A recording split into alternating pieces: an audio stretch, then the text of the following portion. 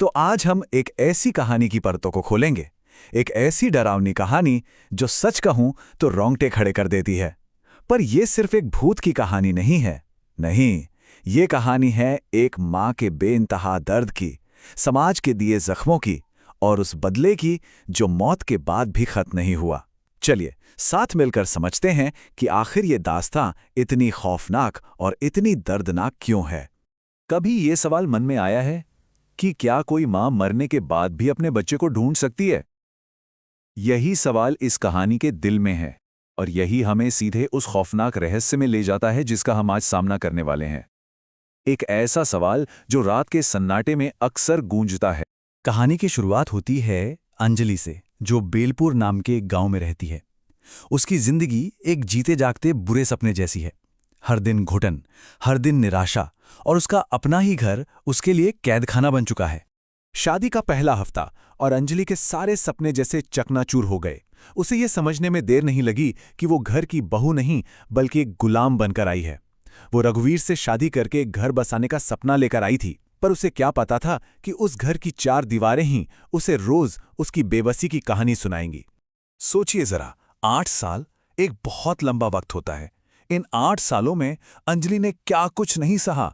शुरू में तो दहेज के ताने थे जो धीरे धीरे आरोपों में बदल गए कि वो घर को वारिस नहीं दे पा रही। फिर ये आरोप बदल गए गालियों में और गालियां बदल गईं मार पिटाई में। और 8 साल के खत्म होते होते उस पर एक ठप्पा लगा दिया गया, एक ऐसा शब्द जो उसकी पहचान बन गया, बांझ। किस्मत ही फूटी है इसकी। ये शब्द कोई और नहीं बल्कि उसका अपना पति कहता था। ये शब्द रोज उसकी आत्मा में जहर की तरह उतरते थे। ये सिर्फ शब्द नहीं थे, ये वो गहरे घाव थे जो उसे हर पल याद दिलाते थे कि इस घर में उसकी कोई कीमत नहीं है। जरा सोचकर देखिए उस हाल को कि कोई कहीं भी जाए और लोग उंगलियां उठाएं। अंजलि के लिए यही उसकी हकीकत बन चुकी थी। बांझ शब्द घर की दीवारों से निकलकर पूरे गांव में फैल गया था। वो अपने ही घर में, अपने ही गांव में एकदम अकेली पड़ चुकी थी। लेकिन फिर उस घने अंधेरे में उम्मीद की एक छोटी सी किरण जगी। सालों के दर्द और आंसुओं के बाद अंजलि को पता चला कि वो मां बनने वाली है। उसे लगा शायद अब उसकी जिंदगी बदल जाएगी। जब डॉक्टर ने कहा, बधाई हो, आप मां बनने वाली हैं, तो वो शब्द उसके कानों में अमृत की तरह घुल गए। सालों बाद अंजलि के चेहरे पर एक सच्ची, दिल से निकली मुस्कान थी। उसे लगा अब सब ठीक हो जाएगा।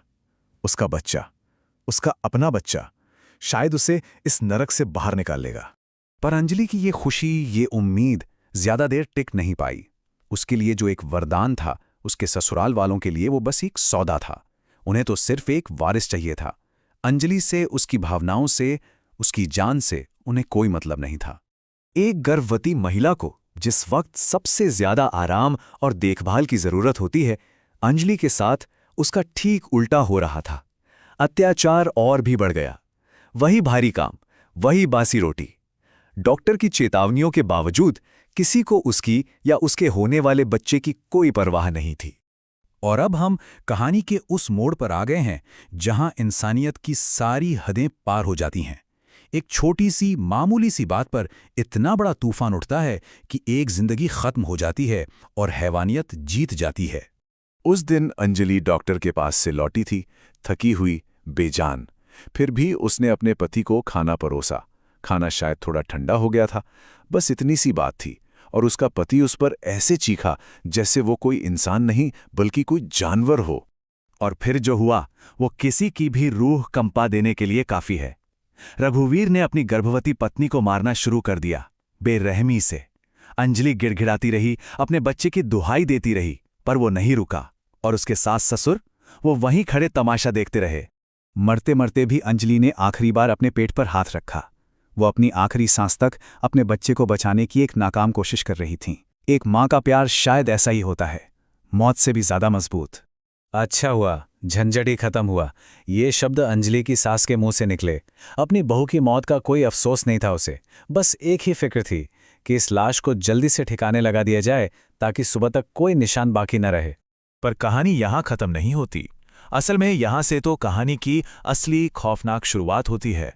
एक ऐसी कहानी जो बताती है कि कर्मों का हिसाब यहीं होता है और एक मां का बदला मौत से भी ज्यादा ताकतवर होता है। उन्होंने अंजलि और उसके अजन्मे बच्चे को रात के अंधेरे में घर के पीछे खेत में दफना दिया। ना कोई अंतिम संस्कार, ना कोई आंसू, कुछ नहीं। और फिर वे ऐसे घर में वापस आए, खाना खाया और सो गए, जैसे कुछ हुआ ही ना हो। 3 रातें बीत गईं। घर में एक अजीब सी भारी खामोशी थी। और फिर तीसरी रात उस खामोशी को चीरती हुई एक धीमी सी आवाज आई। एक ऐसी आवाज जो उनके आने वाले भयानक कल का पहला संकेत थी। वो एक छोटे बच्चे के रोने की आवाज थी। एक ऐसी आवाज जो हर रात उस घर में गूंजने लगी और उन तीनों हत्यारों को एक पल के लिए भी चैन से सोने नहीं देती थी। ये उनके किए हुए पाप की ही गूंज थी जो लौट कर आई थी। अंजलि वापस आ चुकी थी। गांव वालों ने उसे पेड़ के नीचे रोते हुए देखा।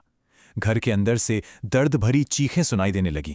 जल्द ही उस परिवार का खौफ इतना बढ़ गया कि वो तीनों डर के मारे एक ही कमरे में बंद रहने लगे। तो अब सवाल ये था कि आगे क्या होगा? क्या उस परिवार को उनके किए की सजा मिलेगी? और क्या अंजलि की आत्मा को, उस मां की आत्मा को कभी शांति मिल पाएगी? और फिर एक सुबह रघुवीर और उसके माँ बाप उसी बंद कमरे में मरे हुए मिले। उनके चेहरों पर एक अजीब सा खौफ था। ऐसा लग रहा था जैसे किसी अनदेखी ताकत ने उनका दम घोट दिया हो। गांव वाले इतने डर गए कि उन्होंने एक तांत्रिक हरिदास बाबा को बुलाया। तो उस तांत्रिक ने एक बात बताई। उसने कहा कि एक गर्भवती महिला की आत्मा, जिसे गर्भवती आत्मा भी कहते हैं, वो मामूली नहीं होती। वो बहुत बहुत शक्तिशाली होती है। क्यों? क्योंकि वो अकेली नहीं मरती, वो अपने साथ 2 जिंदगियों का दर्द लेकर जाती है। तो फिर उसे शांत करने के लिए गांव वालों ने अंजलि के शरीर को बाहर निकाला और पूरे विधि विधान से उसका अंतिम संस्कार किया। और साथ में उसकी वो बचपन की पसंदीदा गुड़िया भी रखी, शायद ये सोचकर कि इससे उसकी आत्मा को कुछ सुकून मिलेगा। लेकिन कहते हैं कि आज भी उस गांव के सन्नाटे में अंजलि की आत्मा भटकती है। उसने अपना बदला तो ले लिया, पर शायद वो आज भी एक माँ है और उसके लबों पर हमेशा एक ही सवाल होता है, मेरा बच्चा कहाँ है? क्योंकि एक माँ का प्यार कभी नहीं मरता।